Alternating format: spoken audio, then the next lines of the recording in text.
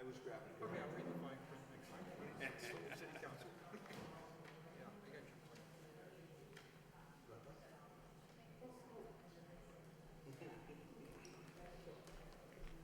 I think we should just ask if we can sit in the boat seats.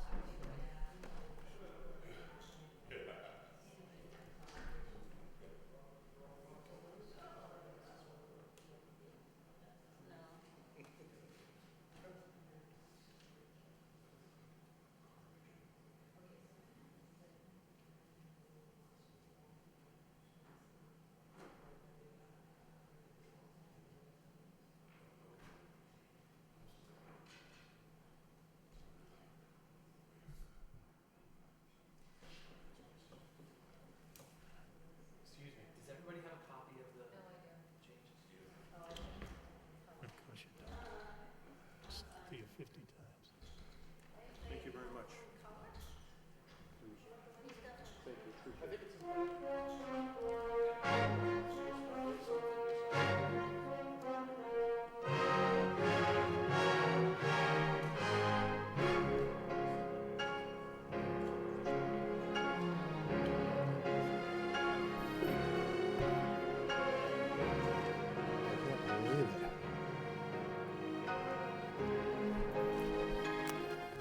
Okay, good evening, ladies and gentlemen.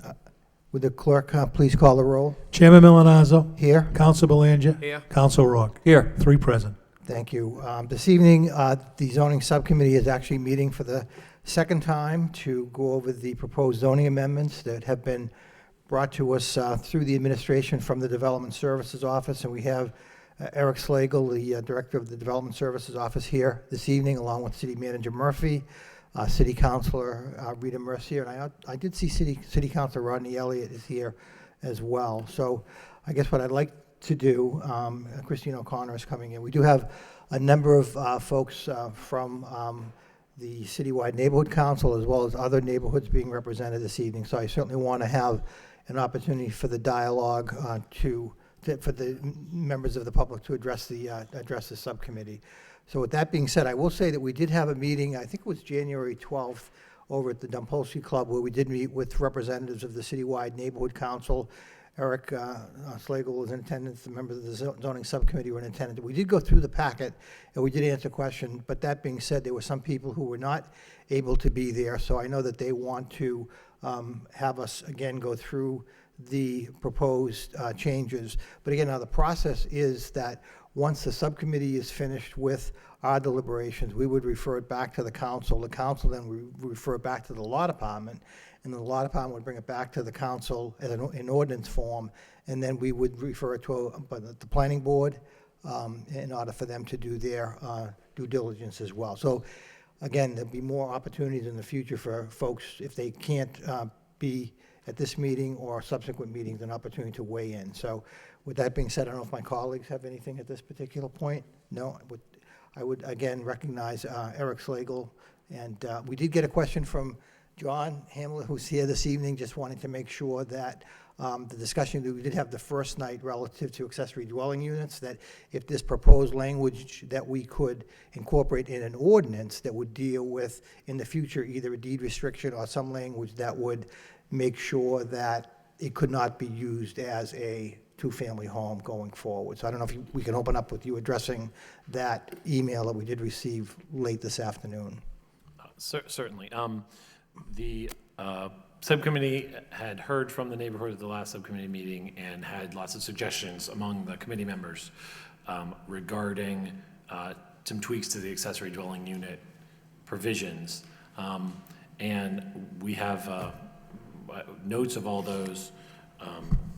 However, they haven't been put into this draft document. That would be something I believe would be appropriate for the council to make suggestions or requests when it gets referred to the law department to be drafted in ordinance form that it include a provision that adds a deed restriction or something like that. So I have all the suggestions that were brought up, and at the time when the council hears the full report, we can, the council, I believe, can opine on what they would like to have in the ordinance. Okay, thank you. John, did you hear the explanation relative to your question, that it would be something that we would bring request the law department to include certain language in the ordinance to incorporate your concerns. Yeah, and that was really just to, that's from that memo from DPD to the mayor of 2006. I just took the wording straight out of it. It doesn't mean that's the best wording. Okay. But it articulates what I think we're looking for. Okay, thank you, John. At this point, I'm happy to open it up to the public. I know we've gone through the document through the, at the Citywide Neighborhood Council. I'm going to recognize Council Belanger first. Yep, Mr. Chairman, I agree with you. The PCC was not at the citywide neighborhood group meeting that we had, and they were boisterous on the very first one. The accessory dwelling unit is the big one, the flagship of these ordinances, so I think it's best we do opening up to the public, but thank you. Thank you. Chair recognizes Deb Forgione. Hi. Okay, so Jim McMorrow, we sent from PCC, so he was at that meeting, so he gave us a rundown, and he went with our concerns. And he said, of the meeting, maybe a good hour was spent on the issues. And this year, I am the president of the Citywide Neighborhood Council. Congratulations. Thank you. So what we're going to do here is to just explain that the Citywide Neighborhood Council is made up of all neighborhood leaders, and they go back to their groups, and then they bring the proposed changes to their members so that they can have open discussion, so everybody feels that they're part of the process, which we plan on doing at PCC next Monday night with Pawtuckaville Citizen Council. What I can tell you is there has been the dialogue that we met in January, right? Okay, was that?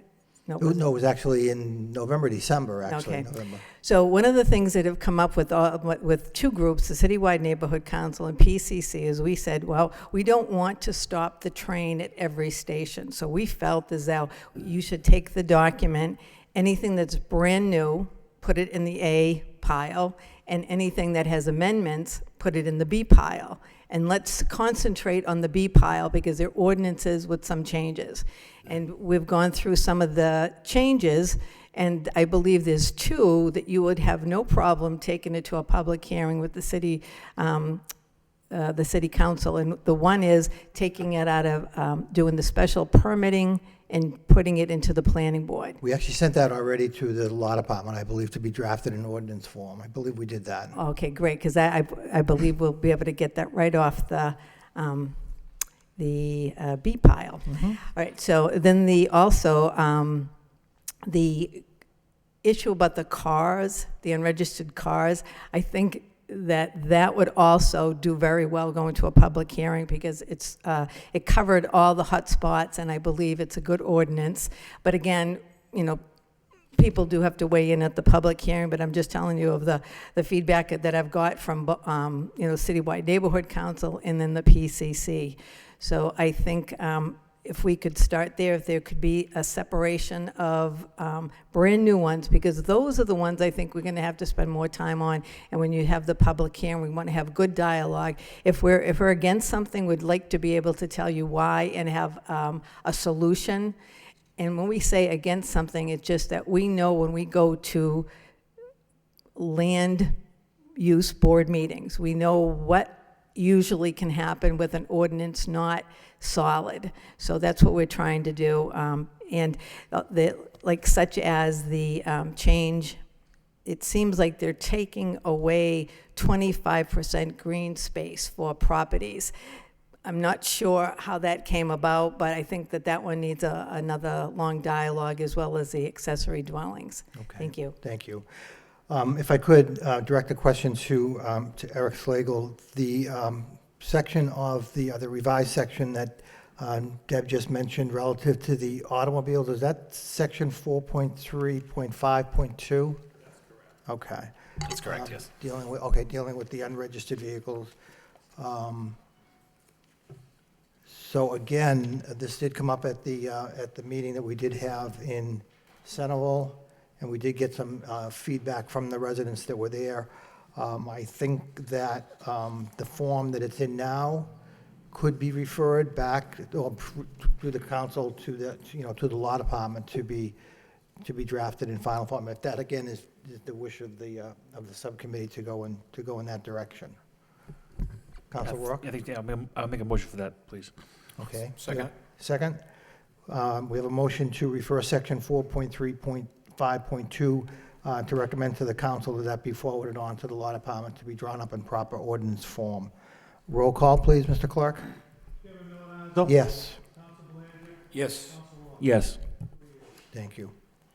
Now, getting back to Deb's original point about new items versus revisions to the current ordinance, are there specifics within this document that could be put in Pile A versus being put in Pile B, or not, I guess is my question. Because, again, these were to be added as uses in some cases, and then there was some just further definitions that were clarified and so forth, so. That's correct. The vast majority of the, of the document, if you'll notice, if you have a color copy, new provisions are in yellow, Okay, and substitute provisions are in green. So as you can see, there are sections that are substituted, but there are also, the vast majority of the document is yellow, new information that we're adding into the, okay, into the zoning ordinance. okay, And a lot of the substitutions have to do with changes in the actual use table, where we're just changing something from being allowed to being requiring a special permit, or requiring a special permit in front of the planning board instead of requiring a special permit from the zoning board. okay. So the vast majority of those are included in the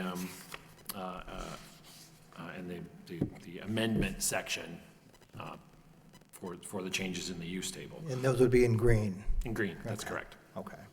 Now, do the neighborhood groups members have the colored copy that shows the different yellow versus green? We sent out. Could you go, I'm sorry, could you go? Thank you. Okay, so we just got the color-coded ones on Friday. Okay. So we sent them out as best we could to get to everybody. I checked with Anne Marie to see if she gave, so each neighborhood group leader should have got the colored ones to send it to their neighborhoods. Okay, And so what we're doing on Monday is PCC has copies of them, and we'll be going over that. okay. Would it make sense, if I could, to the city manager, could we have this put on our website and have it be the color version so that people could go on and actually look at the difference between the new and the revisions? I think Okay. it helps everybody. Yes.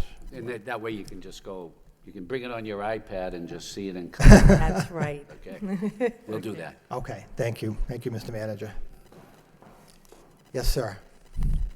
Name and address, please. Thayer Eastman, 53 Fowler Road. Thank you. In regards to section 4.3.5.2, I was looking it over, and just for a piece of history, I received one of those letters because I had an unregistered vehicle on my property.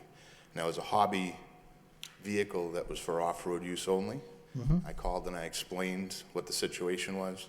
There was no moving on it. It's supposed to be registered. It's a vehicle. I said, it's never intended to go on the road. Too bad. And okay, well, what it is, you know. So I had to pay the minimum insurance for that year to register it, to meet the requirements, to not get fined. I like most of the things in this new rule here, except section 5. No repair of a vehicle on the property is allowed. There was a recent referendum that went through the state, right to repair bill. Instead of dealerships having the ability to hold down all of their repair information, it was to be disseminated out to secondaries and parts stores and stuff like that, so that regular people could buy the products to maintain their own vehicles without having to pay a dealership price. That includes the guy that wants to change his own oil in his driveway. So no repair on the property is, you know, not cool with me as far as I'm concerned. I'm, 25 years as a diesel mechanic. This is what I do. So I also do it for fun. And I just like to make it clear, I don't like this one, and I'm sure there's plenty of people that if somebody rolled up on them and said, hey, you can't change your own oil in their driveway, there'd be issues. Okay. Thank you. Okay, thank you. So noted. Anyone, yes, Eric? No, I just wanted to speak to that. This is a tension that we've felt throughout the city for a long time.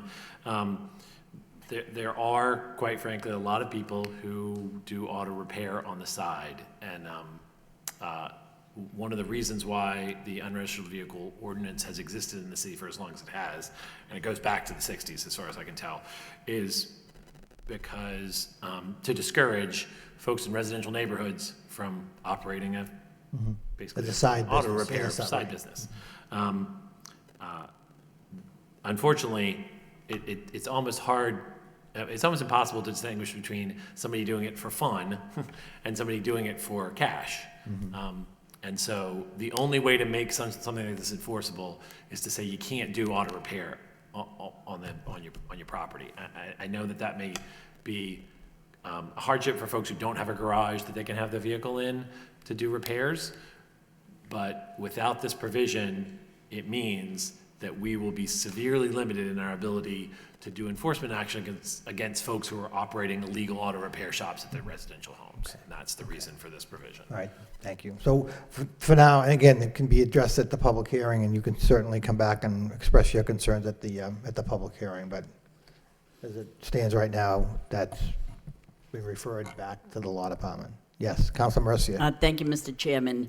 I'm very pleased with this section 4.3.5.2 because some time ago, over the years, people would call and say, gee, my son went into the service. He's got a car. It's registered, but the registration will run out in probably 6 months. But he still wants the car when he comes back. It won't be registered then, and I don't know what to do, and we could cover it, but someone is complaining, and technically they were in violation. This amendment speaks to that, and I'm very, very pleased because I know that people thought many years ago, well, if you allow one, there'll be 2 and 3, but at least you're allowing one, and I think that's only fair. So I'm very pleased about that. Thank you. Thank you, Councilor. At this point, the subcommittee would be willing to entertain more questions, and at some point before the end of the meeting, we should probably talk a little bit about process. I'm hearing that the citywide neighborhood council has sent this on to the various neighborhood groups, so they're going to be looking for time to meet and to review and to come up with comments and questions. So we need to be, I'll speak for myself, respectful of that process. So again, I think the only thing we'll do this evening is refer the section 4.3.5.2 to the full council to be referred to the law department for an ordinance creation. So, John. 4 items. The first one is also on ADUs. I got a telephone call under definition. Can sister, brother be included? Mother, father, son or daughter, grandmother or grandfather. Frankly, as an owner of a larger, older house, it's far more likely that someone else living in the house is going to be a sister rather than my grandparent. So one of the requests from one of our neighbors was to look at adding a sister or brother. Quit laughing. So the second bullet point doesn't cover that.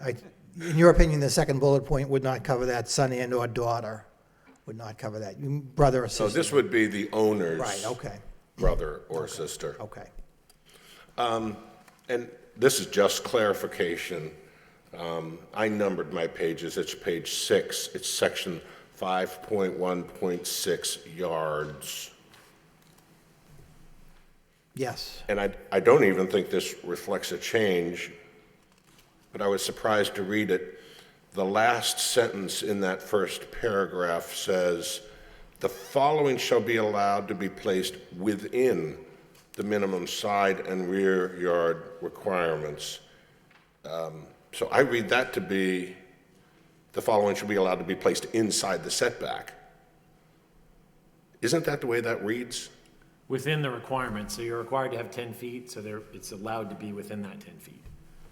So in other words, if you have a 10-foot side yard setback, a one-story accessory building up to 120 square feet can be in that set. You can have a shed in your side yard setback right now. You can have it within the setback. Yeah, that was my question. Yes. So what's not allowed in a setback? I thought that's what a setback was.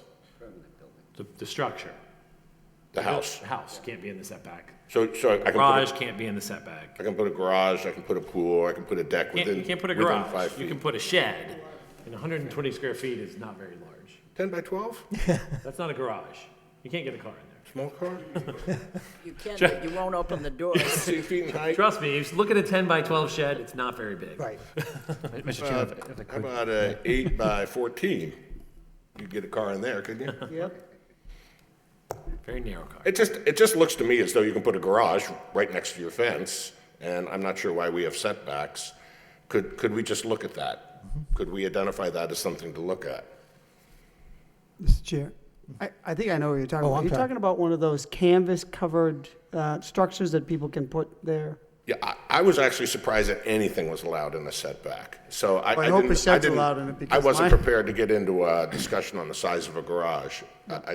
I didn't know anything was allowed within that 5 or 10 feet or 15 feet. We're suggesting or that it be whatever. actually increased from 120 square feet to 200 square feet. Right, and so the reason for the change in the accessory building is that currently, under the building code, you're not required to pull a building permit for anything under 200 square feet. Okay. Therefore, you're finding prefabricated sheds that are being under the 200 square feet, but over 120 square feet. So we thought it made sense that because you weren't required to pull a building permit for something under 200 square feet, that be the limit at which we may place those accessory structures. Again, this has been the provision Yeah. to allow them in the setback for many, many years, and that's the kind of the existing condition in Lowell right now. Yeah, and of course, the change is to 200 square feet, and I'm sure I could fit a car in that. Then my next question was, and again, it's on page 9, it talks about the special permit granting authority. You really don't need to have to go there. Deb has already spoken about it, moving that special permit granting authority to the planning board. I just strongly support that, and I've had telephone calls from people who strongly support that. So I'm glad to hear that it's in front of legal. The last one is on the second to the last page, page 12, and it is notes to the parking table. And it talks about reducing a parking requirement under 6.1.5, 1A and 1B. So you can actually reduce the amount of parking that's required by 25% or 20 spaces for car share and 25 or 20 spaces for a bike rack. And I'll go with the bike rack thing. I'm assuming that you would be able to reduce your parking requirement because people are riding bikes instead of driving cars. So I don't know if anybody's interested, but I'd like to do a survey of Pawtucketville around January 31st and find out how many people are riding bicycles in lieu of their cars. When I looked up this regulation, it's very common in California and Miami and Arizona, but those states have something a little bit different than Lowell, Massachusetts, and that is they have warmth and sun year-round. We have a project going in, I'm on the butter to it, a few hundred feet away. It's going to be 14 apartments. They need 28 parking spaces. This would allow that person to reduce it by 7 parking spaces. There's no parking permitted on any of the streets around there. I'm not convinced that 7 people living in those apartments are going to give up their cars in Pawtucketville and start riding their bicycles, particularly in the middle of winter. The other thing is the bike rack legislation, if you Google it, gets fairly extensive. The space for a bike is 3 feet wide and 6 feet long. The space for access is 5 feet wide. And I think this needs a lot more looking at based on the fact that this is Lowell, Massachusetts, not Miami, Arizona, or California. I would have a hard time supporting this in suburban Pawtucketville in Lowell, Massachusetts, unless climate change happens really quick. So So I have great concerns about the bike rack. I would like to see bike racks in addition to the existing parking requirements. And I think that would be warmly received, but not in lieu of parking. Okay, okay. Okay? Thank you, John. Yep, thank you.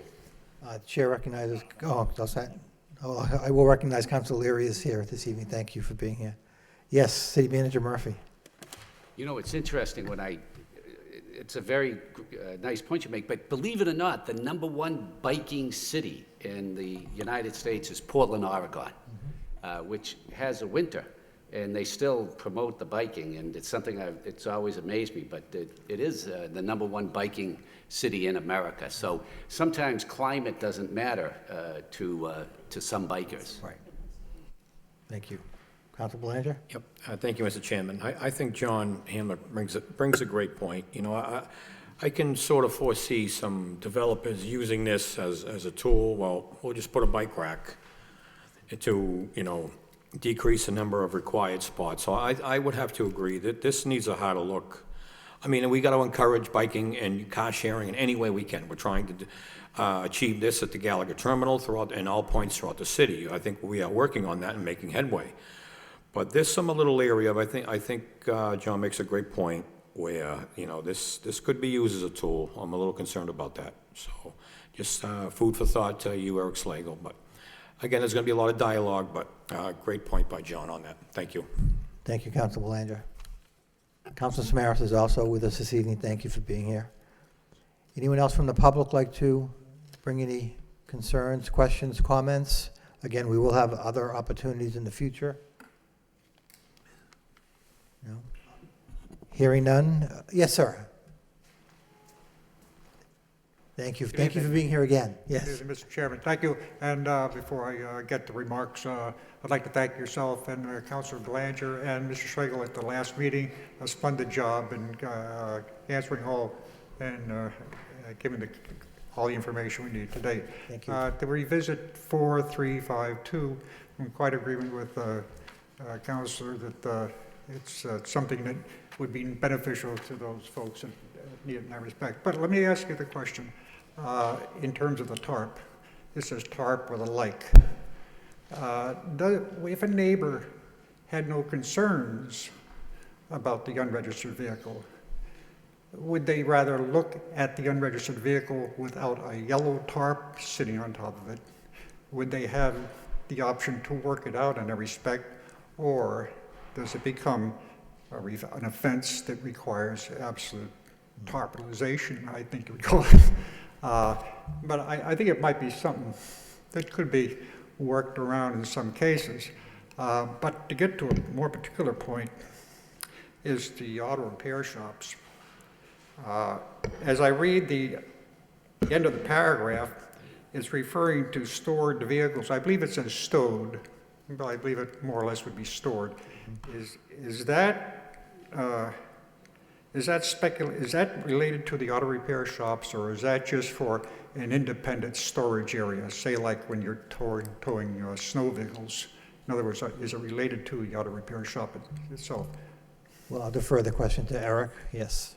Sure. So to answer the kind of the first part of the comment, we actually had a lot of internal debate about the tarp or car cover issue, and I actually think it would be really helpful in the public hearing to hear whether or not it is better to have a car with a car cover or tarp on it, or better to have a car without it.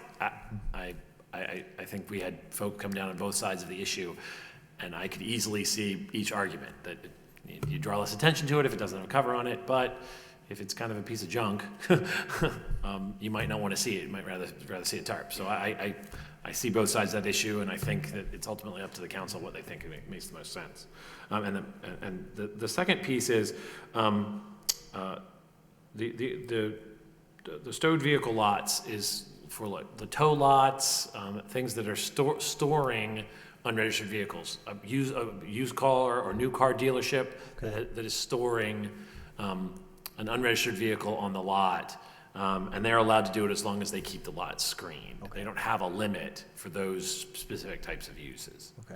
Did that answer the question? So the first part of the paint shop stipulation is that they're allowed 3 per bay.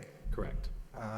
Could an owner there, in addition, have a separate lot of a paint shop, have a separate lot to provide for additionally stored vehicles? Or does it become like a different business? Yeah, so right now, if what you're operating is an auto repair shop, that lot would be an auto repair shop, and you would be limited by the 3 vehicles per bay. If you had a lot that you were just storing vehicles in, for instance, if you were operating a tow company, or if you were operating you were storing vehicles for a used car sales lot or a new car sales lot off premises, those would be a different use. And so you would need to have a separate use on that separate lot, and that would fall under the other category. Okay.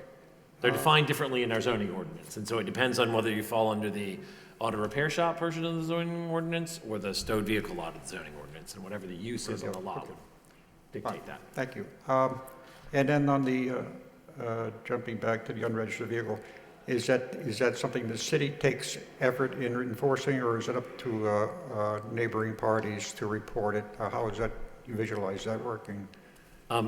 Right now, it's a joint effort.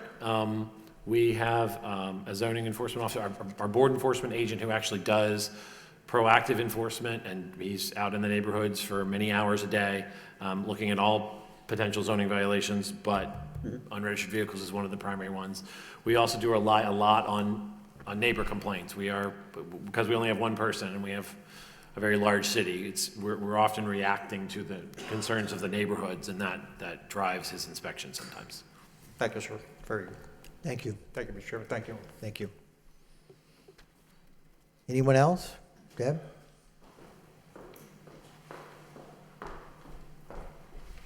Actually, since we're having dialogue, I was curious. One of the landscape open space that's getting pushed back when we read through them from most of the people I speak to, when it takes the definition landscaped open space, the 25% of the total required landscaped open space that used to be required, the fact that that was taken out, there's going to be pushback there, but I was curious on why it was changed. What was the thinking behind that?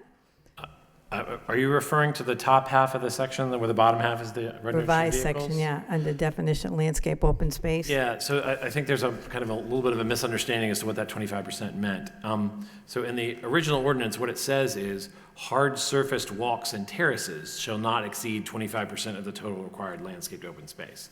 The problem that we were finding about that was folks were putting in a hard surface terrace and then parking on it and claiming it was landscaped open space.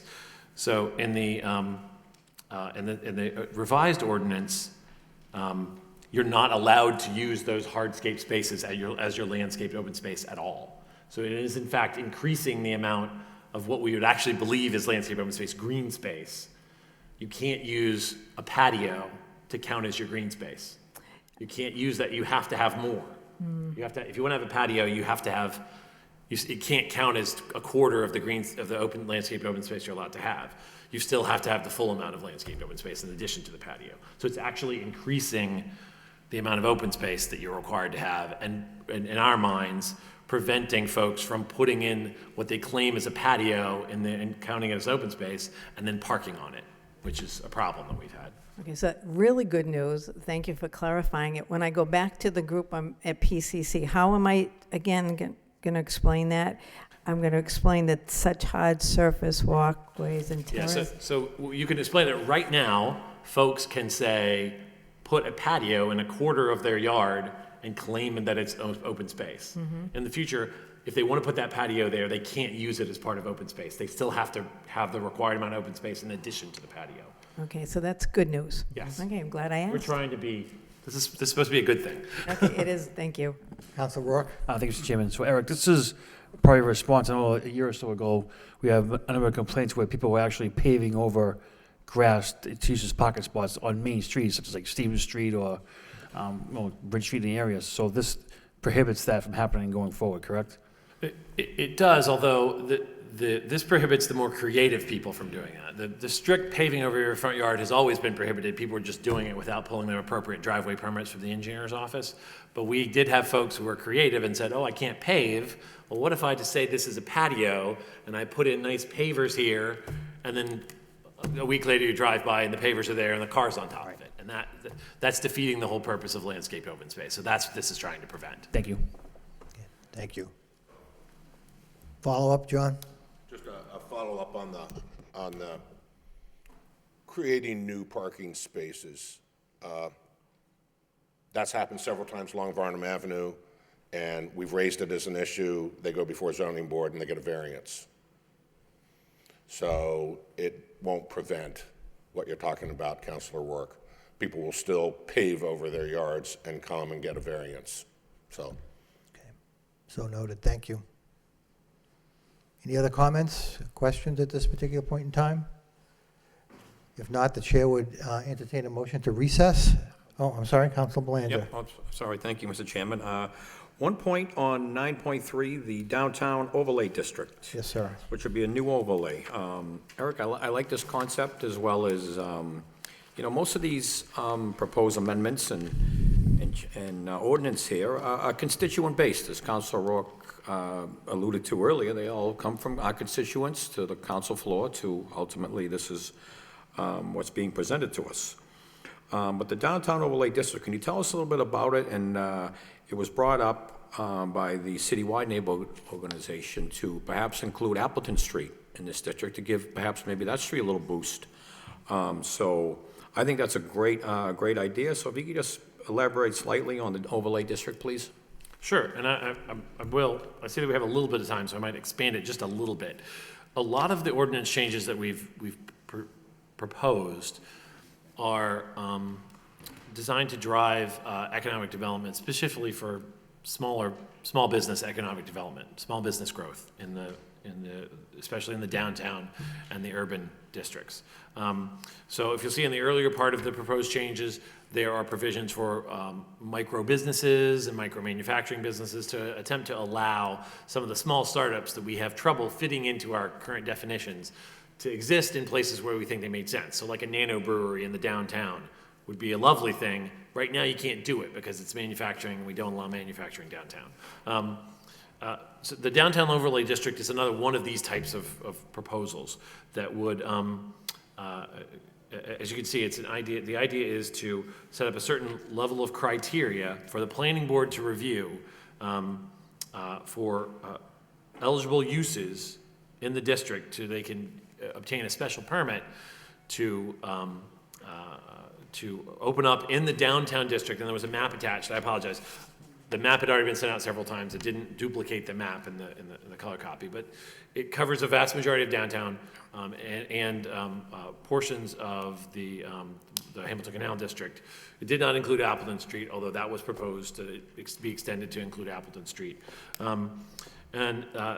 The idea is for the planning board to take a look at proposed businesses to see if they make sense with respect to their customer interaction, with respect to the foot traffic that they would create, to go into a downtown location that wouldn't normally allow such a business. And so that's the thought process with the downtown overlay district, is to try to drive some more economic development in the downtown district, which I think is in the interest of kind of everyone in the city. Okay, thank you, Eric. Now, do you think it's advisable to include Appleton Street? What do you think? I mean, I don't see any negative impact from extending the district to Appleton Street. I think it'd be a positive for that, being a throughway that it is, and I think it'd be beneficial. So I think it'd be a wise decision. Sure. No, we, again, as with most of these proposals, they were drafts, right, and we're looking for input. And so I think the input that you and the members of the Citywide Neighborhood Council made at the meeting in Centerville to include Appleton Street was a great suggestion, and I think it makes sense to extend the district in that way to try to drive some development on Appleton Street. Excellent. Thank you. Okay, thank you. Anything else, again, to come before the subcommittee? Chair wants to recognize Mayor Kennedy is here as well. Thank you, Mayor, for being here. That being said, I want to thank Eric, the city manager, Christine O'Connor for being here as well. And with that, we'll entertain a motion to recess the subcommittee. Motion to By recess? Council Rourke, second by Council Belanger. All those in favor? Aye. Opposed? It's a vote. Thank you. We stand recessed. Thank you.